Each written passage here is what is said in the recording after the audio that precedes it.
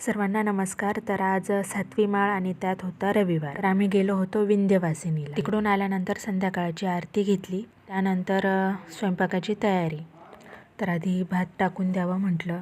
त्यानंतर भाजी काय बनवावी याचा विचार चाललेला. रोज उठून काय बनवावं नुसता विचार असतोय. मग चालू म्हटलं आता वांगं आणि बटाट्याचं कालवण करावं, कारण खूप दिवसांपासून ते केलेलं नव्हतं. तर तोच विचार चाललेला. त्यातल्या त्यात ते मोकळं करून ठेवलेलं बरं असतं, नाहीतर पूर्ण पीठ ना घामळून जातं. तर आधी ते मोकळं करून ठेवलं आणि मग म्हटलं आता भाजी टाकून देऊ. तर भाजीचीच तयारी चालली. त्यातल्या त्यात नळाला पाणी पण आलेलं होतं आमच्याकडे. आणि इतका पाऊस पडतोय तरी पण आमच्याकडे 1 दिवस आड पाणी येतं. तर त्यामुळे सर्व बाजूला ठेवून आधी प्यायचं पाणी भरून घ्यावंच लागतं. मग इथे मी 2 वांगे कापले, 1 बटाटा घेतला आणि हे सर्व साहित्य घेतले. त्यात मी थोडंसं शेंगदाणे, थोडं खोबरं, कोथिंबीर, टोमॅटो आणि थोडा लसूण घेतला. तर हे सर्व मी मिक्सरमध्ये बारीक करून घेणार. तर रविवारच्या दिवशी सुट्टी फक्त आपल्या घरच्यांना असते. आपल्याला कुठे सुट्टी असते, नाही का?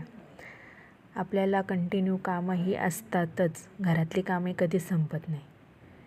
तर हे बघा, हे सर्व मटेरियल मी घेतलं आहे आणि मिक्सरमध्ये थोडंसं पाणी टाकून ते बारीक मी थोडीशी कोथिंबीर कापून ठेवली आहे भाजीवर वरतून टाकण्यासाठी.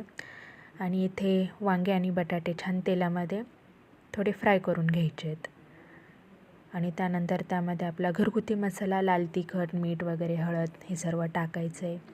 छान परतवून घ्यायचं आहे त्याला तेल सुटेपर्यंत. आणि त्यानंतर हा आपला वाटलेला मसाला त्यामध्ये टाकून घ्यायचा आहे. तर सुट्टीचा दिवस 5 मिनिटासाठी त्याची छान मुलांच्या बॉटल वगैरे सर्व धुवून व्यवस्थित ठेवाव्या लागतात. त्यातल्या त्यात आमच्याकडे 2 दिवसांपासून सतत पाऊस पडतोय, तोही खूप जोरात.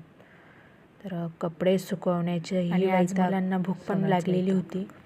बाहेर कुठे गेलं ना की घरी आल्यानंतर स्वयंपाक कामं करण्याचा खूप कंटाळा येतो.